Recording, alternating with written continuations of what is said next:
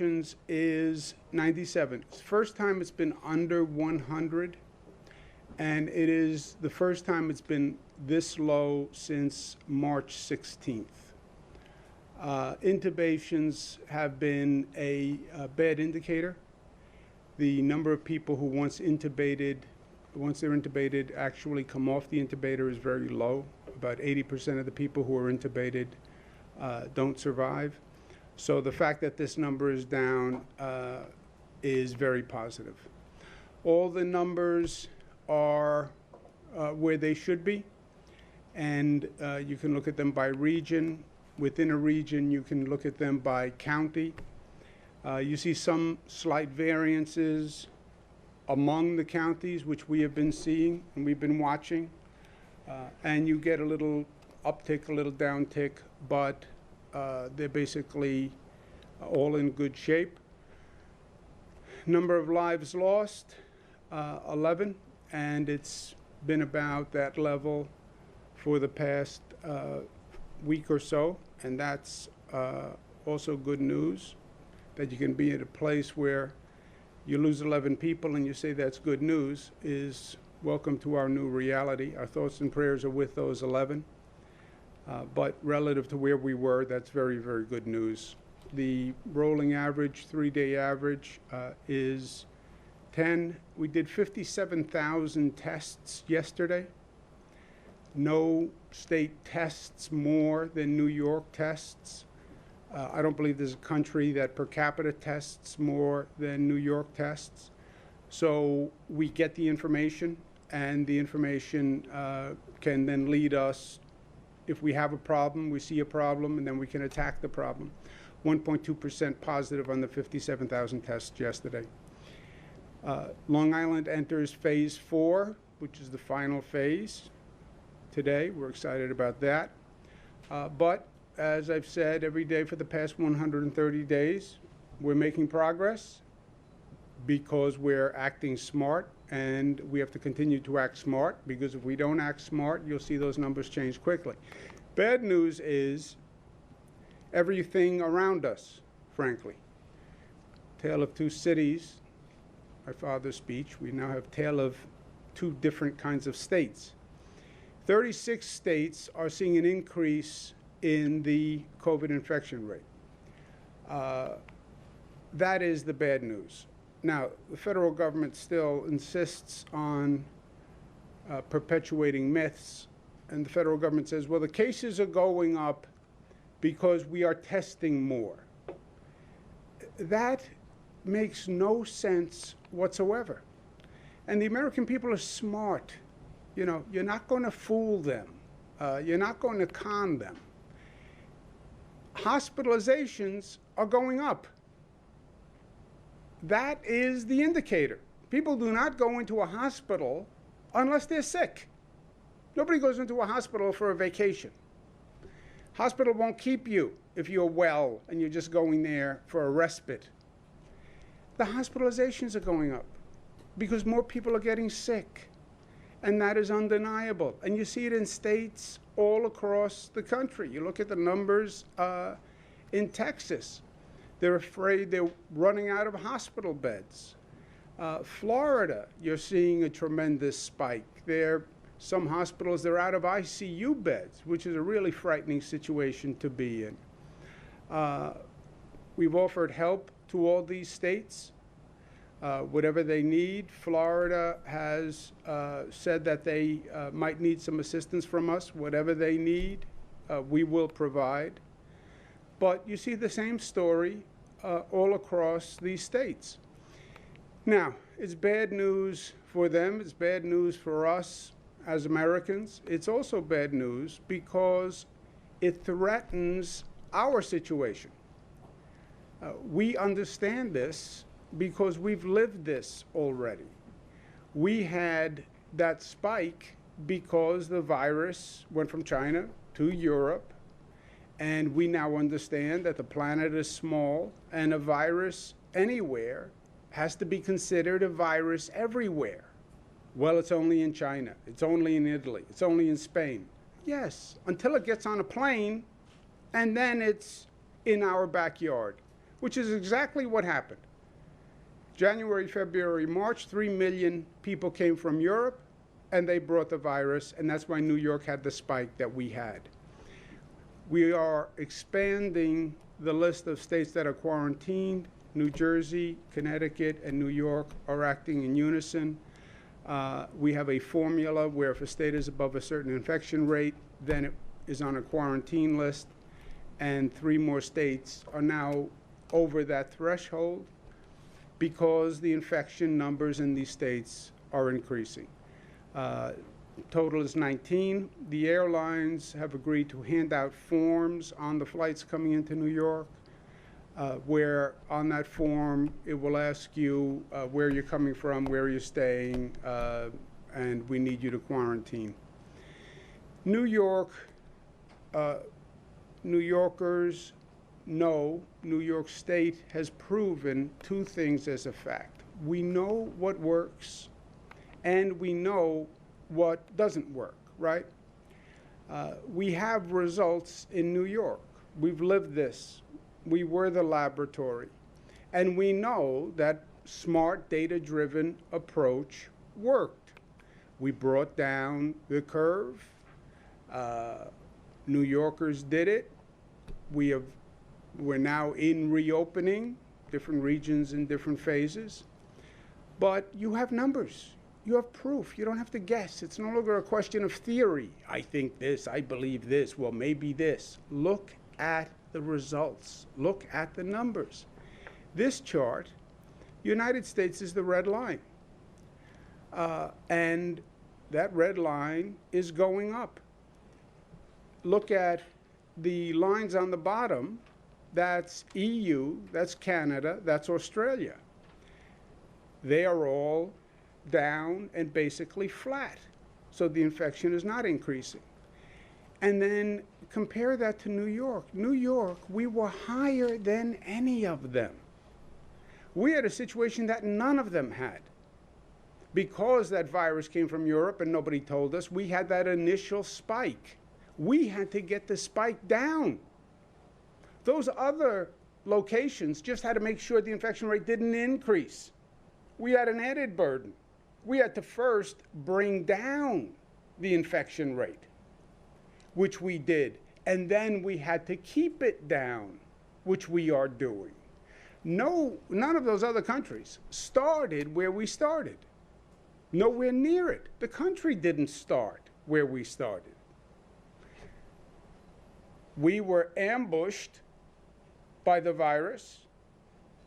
Federal government didn't track it, didn't know it, didn't tell us. But we've shown what you can do. And that is proof positive of what works. And we're continuing to do that, following the data, following the facts, which informs our reopening.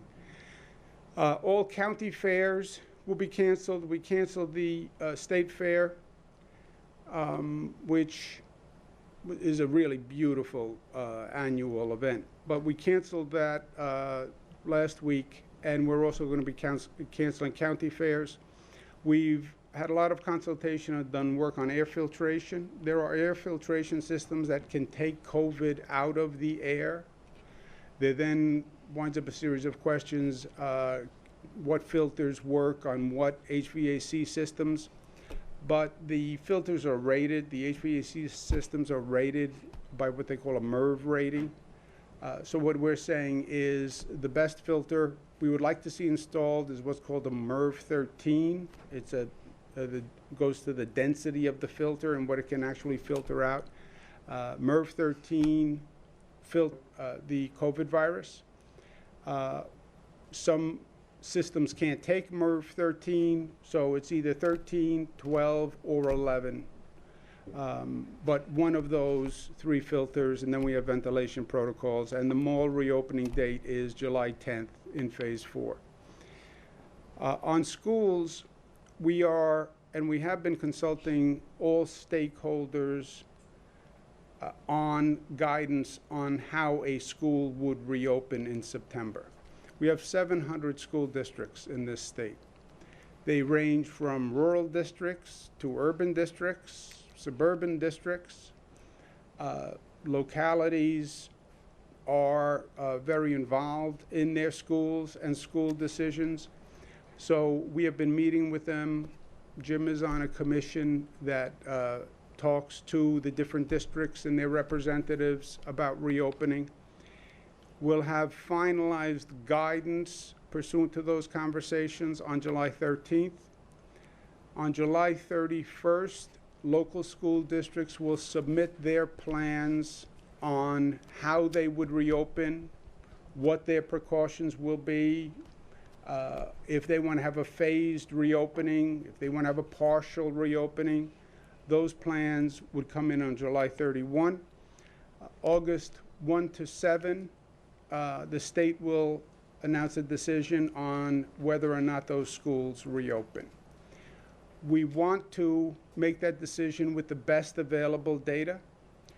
The facts change here day to day, week to week. I understand there's a drop dead date where you have to make a decision by a certain date, but wait until that date to make a decision because the facts may change. As we see, a week can be a lifetime with this COVID virus because everything changes so quickly. The schools say they need a decision made by the end of the first week in August so they can then turn on the switches and get everything ready for September. And we'll look at the data in that first week and then we'll make a decision. I heard the president speak yesterday and what he was tweeting about today on schools. And look, this is getting a little old as far as I'm concerned. And I heard what the president said on schools, but this has been there, done that, right? School reopenings are a state decision, period. That is the law, and that is the way we're going to proceed. It's not up to the President of the United States. There is something called the Constitution that guides government power, and then there are a series of laws that are based on that Constitution. And the President does not have the authority to open schools. We will open the schools if it is safe to open the schools. Everybody wants the schools open. Everybody. Nobody wants the schools open more than I do.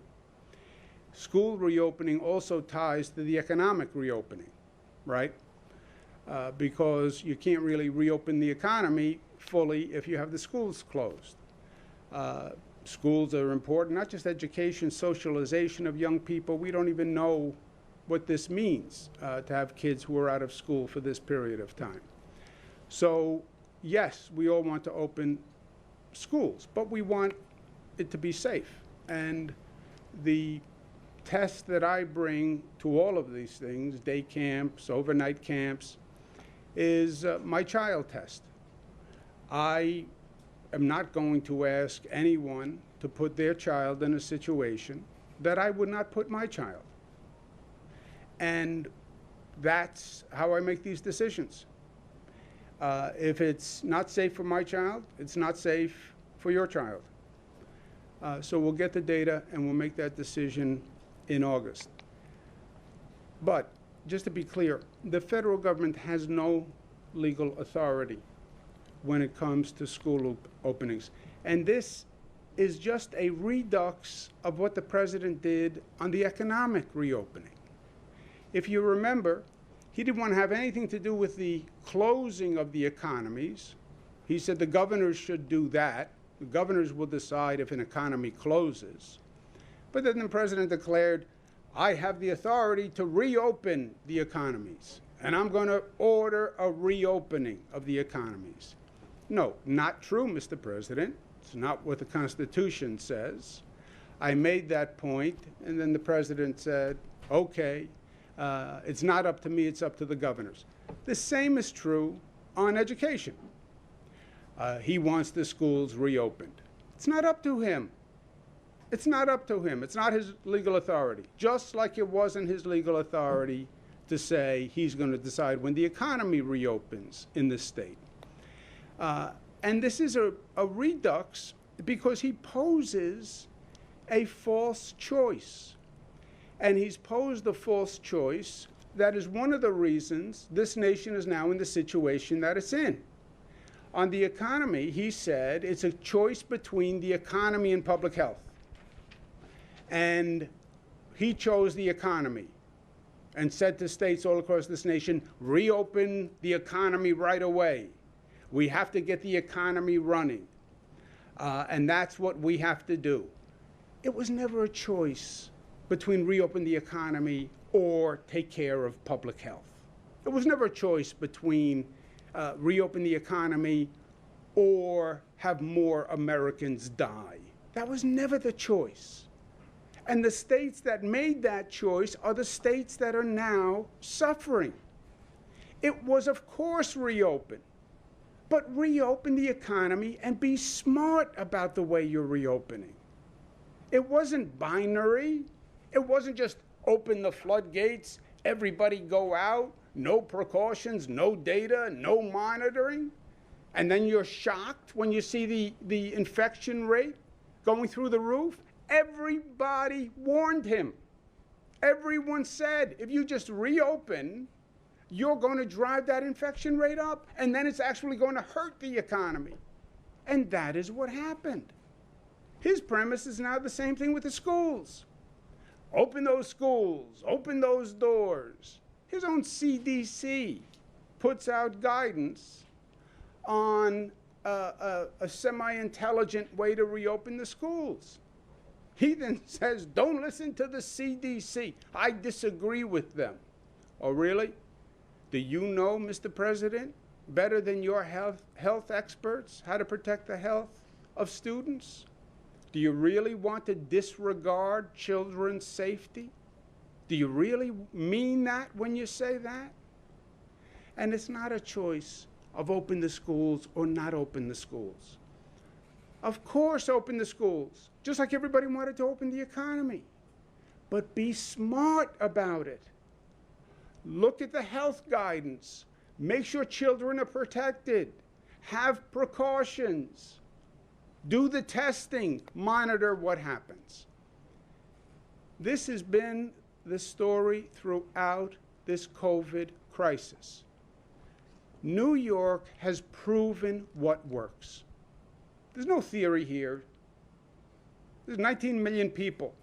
We had the worst situation on the globe, and we took certain steps, and we know what works because it has been proven in the laboratory called New York, and you cannot deny the results.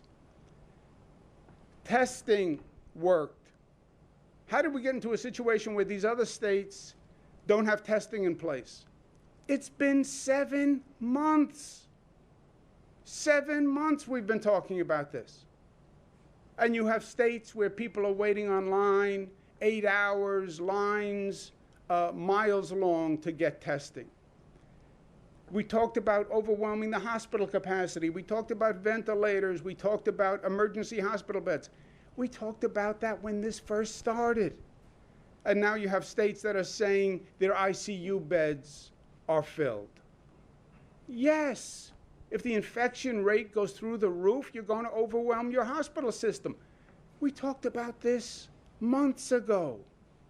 We talked about having contact tracing in place, and now the state's saying they don't have contact tracing in place, they can't get it together. States are running out of PPE. We talked about PPE 6 months ago, and planes going to China to pick up masks. We talked about having a phased reopening based on data, monitor, and when you see the data says it's safe, open up a little bit more, do the calibration. And we talked about masks. New York State, first state in the United States to mandate masks. Look at the numbers.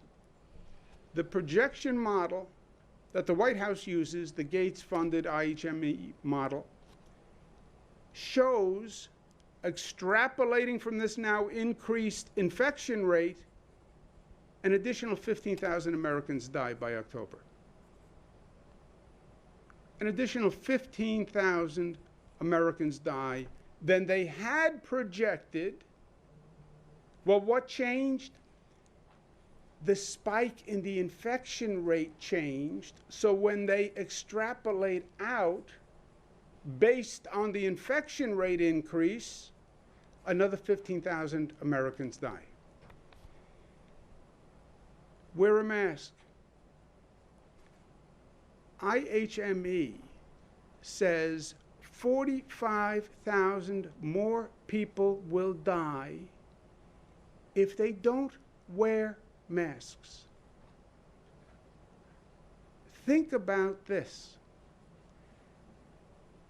If a mask order is not in place, 45,000 more deaths.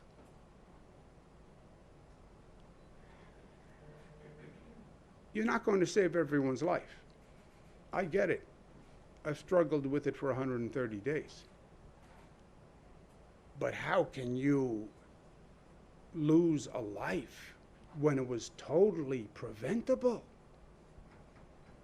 Totally preventable. All you had to do was have a mask policy, and you saved 45,000 people's lives? Why, on God's green earth, wouldn't you have a mask policy when they are telling you that it works, and that if you don't do it, 45,000 more people will die? What has happened to basic common sense in our government leaders? Why wouldn't you? What is it, hubris? That you were against masks and you made them a political symbol? So now you're going to let 45,000 more people die? Look, leadership starts at the top. Sign an executive order, wear a mask, follow the science, follow the data, stop dividing people, stop playing politics, inspire the nation to act as one. I wear a mask for you, you wear a mask for me. That's what you're supposed to do as president. That's what you're supposed to do as a leader. And this is not about politics. It's not about who gets elected and who doesn't get elected. This is far more important, this point in history. When they look back at this point in history, the decisions we make will determine how many people live and how many people die. And that is not being overly dramatic. And that's not being rhetorical. These decisions decide how many people live and how many people die. Period. And that's why this is more important than any other time that I have been in public service in any other position. Never was it as clear the consequence of government's actions. Never was it as clear how important government is and public service is and the decisions that are made. You're talking about thousands of people's lives, tens of thousands of lives. That's why, thank God, we're in a state that is New York tough and smart and united and disciplined and loving. Questions? Governor, you said that the different school districts need to submit their plan by July 31st. Today, Mayor de Blasio and his chancellor said they have their plan, which is cohort learning. An example is 2 days on, 3 days on, alternating. Do you accept that as their plan, or do they need to resubmit by the end of the month? What is your No, they can submit a plan. The plan will be reviewed, and then we'll accept or deny the specific plan or ask for alterations on the specific plan, and then make a global decision as to whether or not any school district will reopen, and that will be the first week of August. Your follow-up question should be, or if I were you, my follow-up question would be, because I'm really just a frustrated journalist. In the next life, I'm going to be on the other side of the table, and I'm going to be a terror. You think you guys are terrorists, because I am an educated questioner. The follow-up is, could you have different decisions in different regions on August 1st? Or is it just a global yes or no? That's a great question, and I'm going to duck it, but that would be a great question. My actual follow-up question, though, is based on today's data, does the New York City plan work? You are not deciding today. Ideally, you would make the decision the night before, right? If you're a parent, you probably are going to wait until the night before, and you're going to get the data the night before. I don't have the luxury of waiting for the night before. Our institutional systemic drop-dead date is the first week in August. So we will make that decision the first week in August. And if you say we're opening schools first week in August, then how do you open schools? Could there be a variance by region? Yes, because you have different infection rates by region, right? We know that. That's why we had a phased reopening on the economy. So would you apply that same logic to schools? You could. You could have a differential of infection rates and therefore a differential in how schools reopen. But your trajectory has been going down for weeks, health data. Given that, doesn't the New York City plan at least seem today, as we sit here, to be a credible plan? No, because I'm not going to say, today does not determine credibility. And you're right, our numbers now are going down. We're also looking at quarantining 19 states. You see the infection rate going up all across the country. You do see some troubling signs in New York, the mass gatherings, Fire Island, Manhattan. So are we comfortable where we are today? Bad question. We're not comfortable. But are we where we were hoped to be? We're actually better than we hoped to be, right? You look at those numbers, we're better than we hoped to be. We had expected an increase upon the reopenings, just by the simple reason you're increasing activity. You must be seeing an increase in the infection rate when you're increasing activity. So I actually expected an increase that we have not seen. That's good news. Could these other states be bringing in an infection? Yes. Could the mass gatherings be spreading an infection? Yes. Could we see the numbers go up next week? Yes. Could the fact that these regions are now going into phase 4, more activity, could that bring up the infection rate? Yes. Could the fact that the traffic is way up in New York City, bridge and tunnels, subway numbers? Yes. Subway ridership is way up. Bridge and tunnel traffic is way up. Could that raise the numbers? Yes. So we have to see. What's the drop-dead date? First week in August. And then we'll make a decision first week in August based on those numbers. And then you'll make separate decisions on the local plan and the advisability of the local plan individually besides the global determination. Governor, to follow up, you have 700 school districts in New York, 1,000 plus schools in New York City that are public schools, not including charter schools, religious schools, and private schools. How will your Department of Education, or you yourself and your staff, be able to decide on thousands of reopening plans to decide whether or not each one of them is going to be okay? Yeah, they don't really, they're doing it more, there's more of a cohesive approach to this, Marcia. We have a committee that's been in place, I'll ask Jim to give you some details, that has been talking about this for weeks. And then you have, basically, you only have a couple of models. They're more on regional variations than anything else. Schools on Long Island will all have about the same plan. Schools in Western New York will all have about the same plan.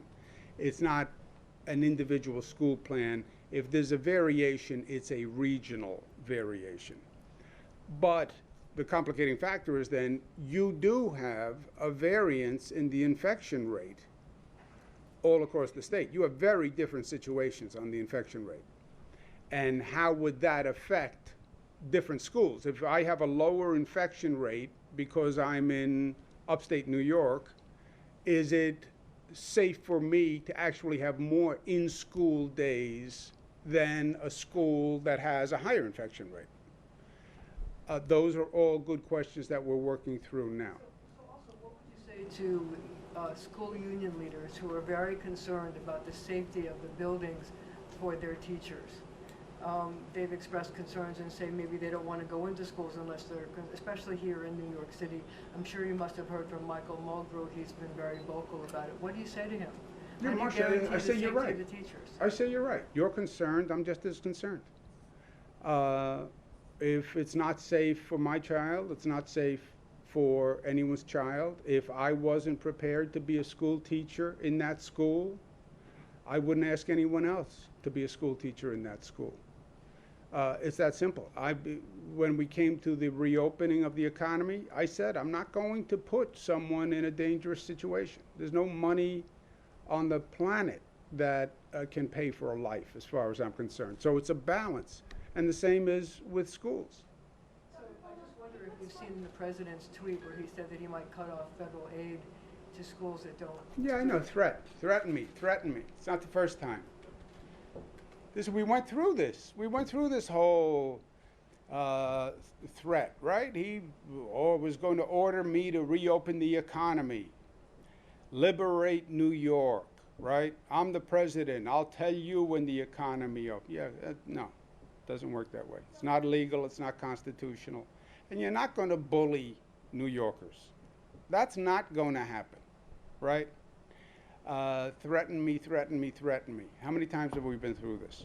I'm still here, right? Do you think the threat is going to work, Marcia? Do you really think the threat is going to work? Love works, not the threat. Jim, you want to just give some color on what the school districts. And the governor's right, on the districts, there's 700 districts. There are charter schools and private schools within a district.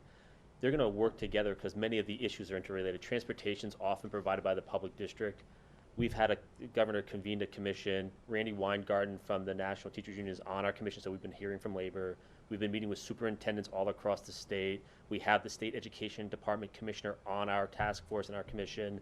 So we've been working with all the districts. So there's going to be variations based on the location, but they're basically, in many cases, the same, using the data and using public health guidance. We've had Commissioner Zucker present and work with us as well. And to the money point, we spend about $70 billion on education every year. About $3 billion of that comes from the federal government, so it's not as much. And the real sad issue is if that is the threat, that mostly goes to the highest need students that we have, like meal programs. So they'd be cutting like funding for meals for students. It's about $3.5 billion total on $70 billion in spending total for the state. We spend most of the money in New York State on education. Excuse me one second. Forget threatening as a tactic, okay? Which it doesn't work. It doesn't work in life. It particularly doesn't work in New York. And it particularly doesn't work when it's hollow because you can't back it up. Well, I won't give New York funding. You don't give us any funding now. What are you going to do? Not build the Cross Hudson Tunnel? Not fund the 2nd Avenue subway extension? Not approve the MTA's congestion pricing? Not approve LaGuardia's air train? Add an additional tax burden to us through SALT? What else? You can't threaten when there's nothing that you have done that is positive in the first place. Everything he has done has been negative to New York, and gratuitous, and illegal and unconstitutional. Yes, Luis. From Delaware expressed dismay at Delaware being added to the list of the 14-day quarantine. He said Delaware is a partner state, that its infection rate is not in the same league as the other states where they're going up. You know, we have commuters going between Delaware and the tri-state area. Have you spoken to him, and is there any consideration to take Delaware off the list or carve out some special We are looking at exceptions? that, Luis, because he does have a good point, which is to make sure it's an analogous, the situation between a higher infection rate in a smaller state versus a larger state. And he has been, he's a good governor, and he is a partner, and we do a lot of good work together. So there was nothing personal about it. It's just a formula, and if a state goes over that formula, but I understand his point, and we're looking at it. Did you want to make a No, comment? I would just add on top of that, as the governor said, there's nothing personal about this. And there are certain states, like for example, Vermont has a blanket quarantine. Anybody who comes into Vermont today has to do a 14-day quarantine when they enter. And so this is something that we did in partnership with New Jersey and Connecticut based on metrics that we believe determines and can accurately predict what the infection rate is in these states.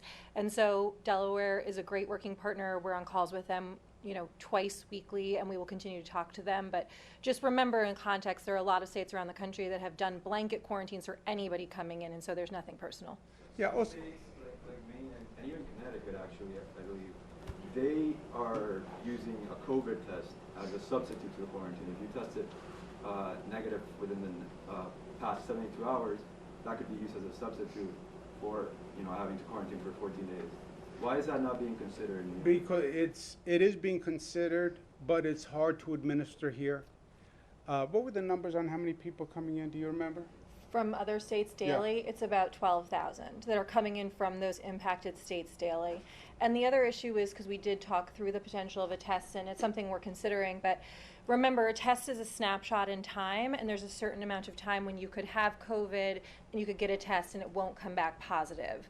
And so you're seeing issues crop up. I saw Laura Kern talking about this in Long Island, Dan McCoy talking about this in Albany. You've seen Phil Murphy talk about this in New Jersey. There are large pockets right now that are cropping up of infection rates that are being driven primarily by people who are coming in from these high impacted states. And so we have to protect the progress that we're making here. We have to do it based on the science and the data and the advice that we're getting from our health professionals.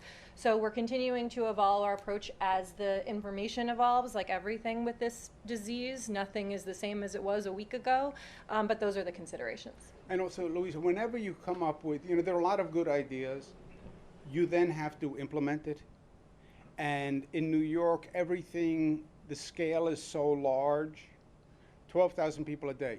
All right, but if you had a test in the last 72 hours, then you're allowed in. All right, now you have to check individually all 12,000, and they're going to present you a receipt that says I had a test, and then somebody has to call.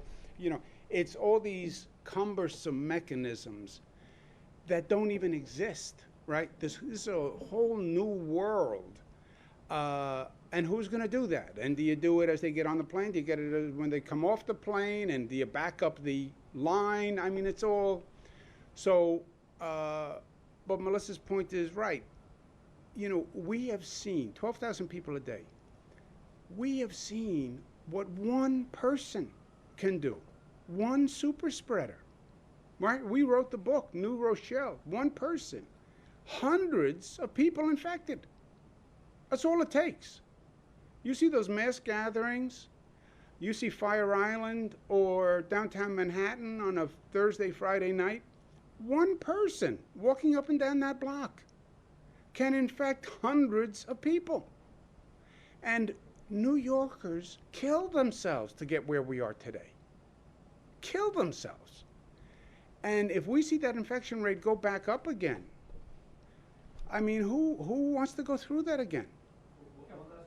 On testing, some testing sites in New York, like CityMD, have said that it might now take a minimum of 7 days to get back a test result because of the surge of cases nationwide. Is that something you're concerned about, you know, happening at a more widespread level at this state and affecting, you know, test results coming back and being able to monitor infection rates? What is happening, because nothing is simple, what's happening is the other states have such a scramble for testing and don't have testing in place. So they're going to the national laboratories. And the federal government is asking the national laboratories to prioritize testing in those states. those national laboratories are now getting overwhelmed. And where their turnaround time was 2 or 3 days, their turnaround time can now be as long as 6 or 7 days. That affects not only the states that are going to them for testing recently, that's also backing up the sites in New York that those national laboratories do for us. The good news is the national labs are only about 30% of our overall testing capacity.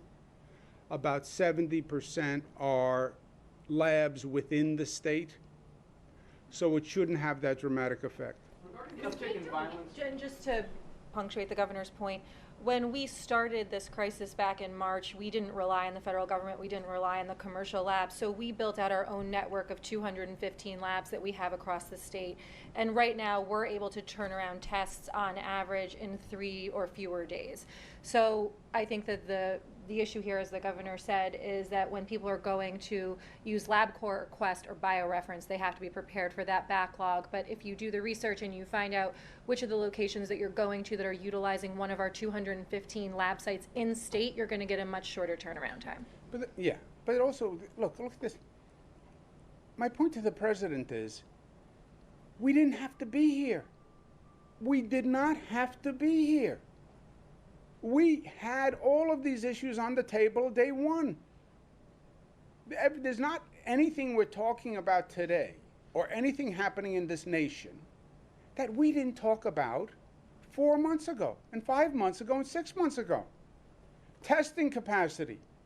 I know. We talked about that 6 months ago. We had to go out, create our own testing capacity because the federal government wouldn't help. Tracing capacity. I know. We had to put together our own tracing mechanism because the federal government wouldn't help.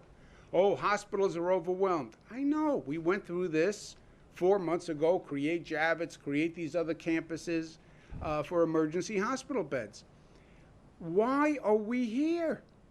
And why is the death rate going up? And why is the infection rate going up and the hospitalizations going up? And why aren't we prepared? And why are the other countries going down and we're going up? We didn't have to be here. There's not an issue we're talking about today that we didn't talk about and we didn't solve for in New York. That's what's frustrating. We solved for them. No, you didn't. Yes, we did. It's in the numbers. Otherwise, how did we turn around that infection rate? Magic? regarding the uptick in violence, Governor, it appears as though the analysis we did, about 1,500 inmates were released from Rikers, and about 13% of them were rearrested, which sounds like a low number unless you're talking about being rearrested for a shooting or for a murder. Is your sense that that was a contributor, that letting people out early, perhaps prematurely, for COVID-related reasons may have contributed to this spike in violence? May it have contributed? Yeah. But your point, I think, is even stronger than that. You're saying 15% were rearrested. 13% were rearrested. Well, then those 13% contributed, right? But I think the point is right, that these are contributing circumstances. And I think you had a number of contributing circumstances that, frankly, are conspiring. There's a negative synergy that is going on, right? You have the Riker releases. You have the ongoing relationship between the community and the police. How is that affecting the NYPD? Some of the arrest numbers appear to be down. What does that mean, right? You have the protests going on. You have district attorneys who sometimes appear not to be charging on the facts of the crime, right? There's a difference between a protester and looting. There's a difference between a protester and a gun charge. And prosecutors have to enforce the law, right? Not political opinions. So I think there are a number of contributing factors. And I think one of the situations we really have to address is the relationship between the community and the police, which is right now dysfunctional. It's just dysfunctional. And there's no sugarcoating it. And it's not about making changes on the budget. It's not about tear gas or rubber bullets. The relationship itself doesn't work. The trust and respect and mutuality doesn't work. And that can only be restored by putting people at a table and reimagining, redesigning, restructuring the police force that New York City wants. And that's the conversation that has to happen. And everything else is just on the edges as far as I'm concerned. I know you've been very patient. I'm sorry. Thank you, I appreciate it. Back to testing for a second. Given this increased lag time in the ones that are going to the main laboratories, is there anything the state needs to be doing to increase capacity so that these tests are useful and you're not getting results 8 days later? I don't believe there is any more water that we can wring out of that stone. When you are at 57,000 tests yesterday, 60,000 tests, when we started, you know how many tests we could do per day? 400. Max. I remember sitting in the meeting with all the experts. Well, if we did everything possible, how many could we do a day? Maybe we could get up to 400. I said, great. How many do we need? Oh, about 10,000. I said, great. We have every lab working. And what the national labs say is that this slowdown in the processing is temporary, and they hope they're just handling a surge from the other states.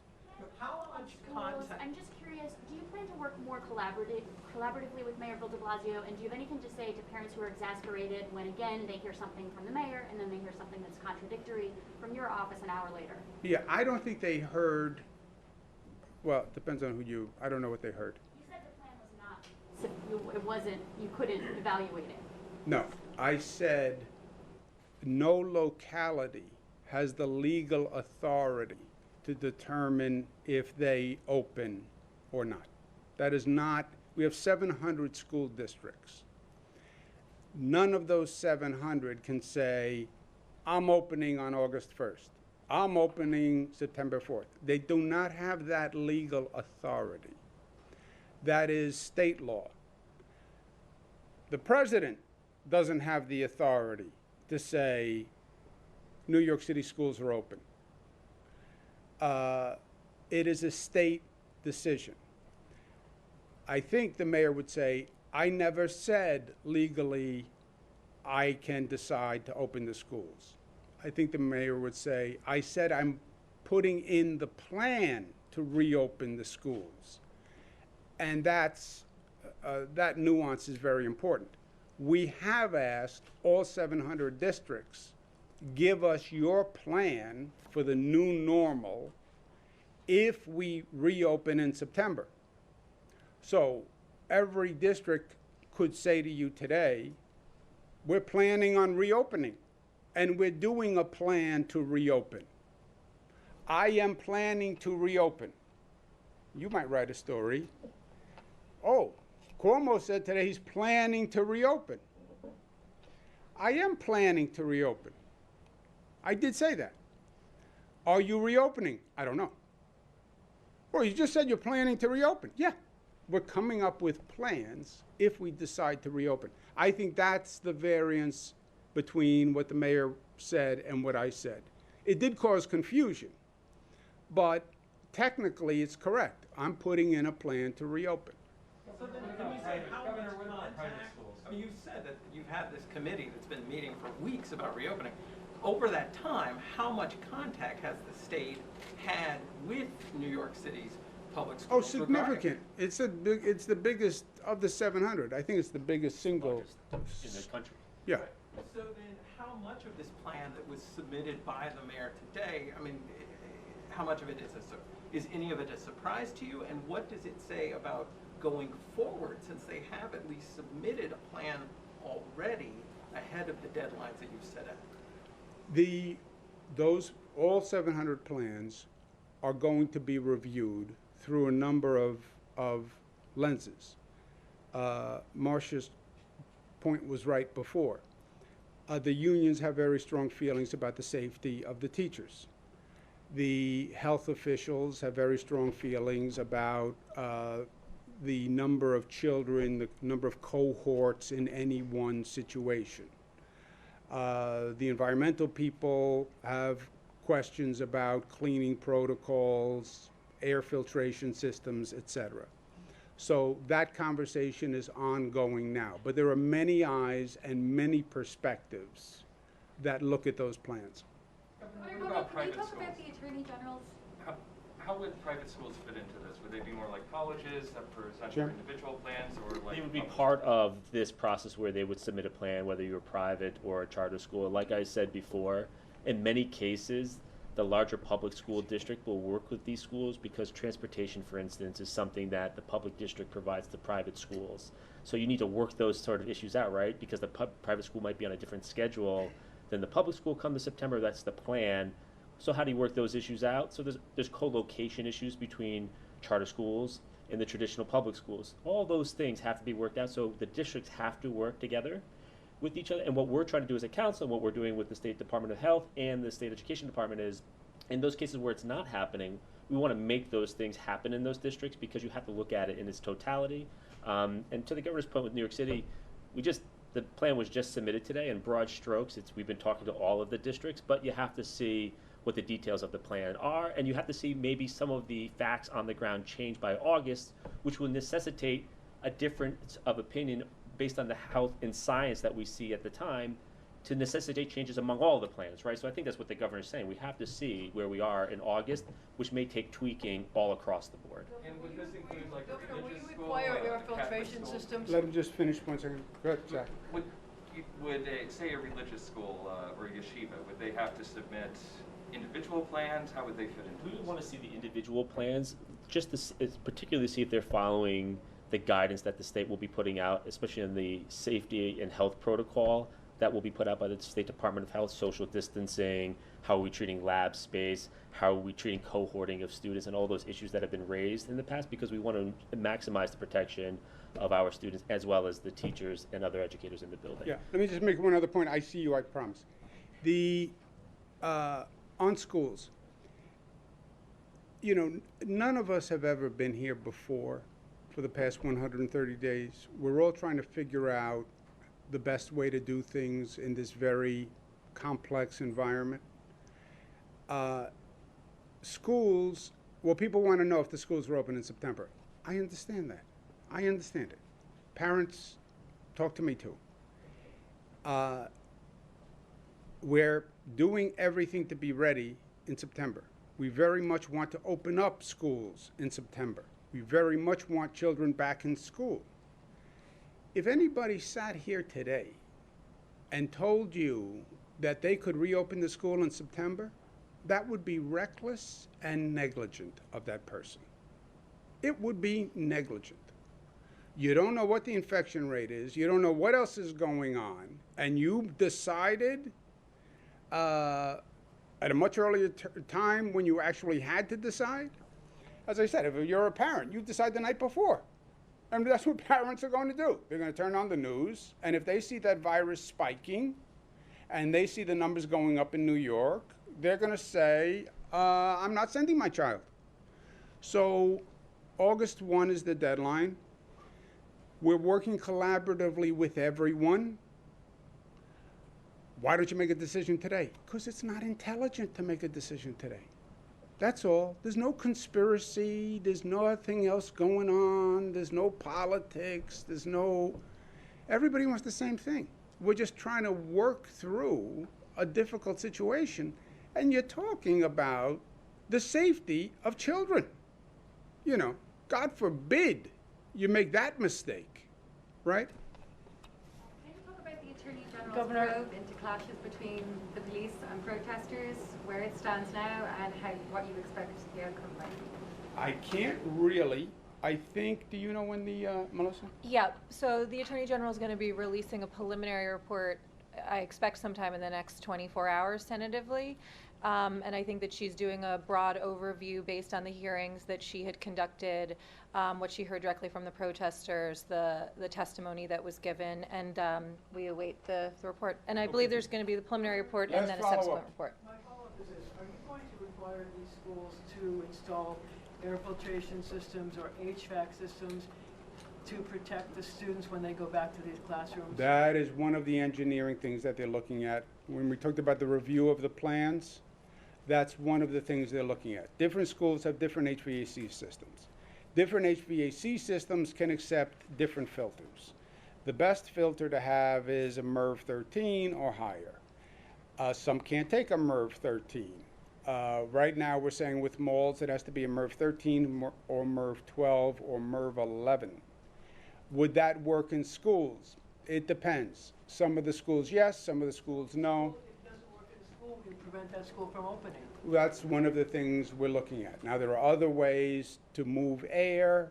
You can bring in more outside air rather than recirculated air, but then the air conditioner doesn't work as effectively. And that's what we're looking at. And I have now exhausted my knowledge of HVAC systems. Money to pay for these things? And then it's we'd have to decide what we're going to do and then who has the money. All right, that's it. It's too complicated. I'm leaving. I will be back. Thank you, guys. State lawmakers holding hearings on nursing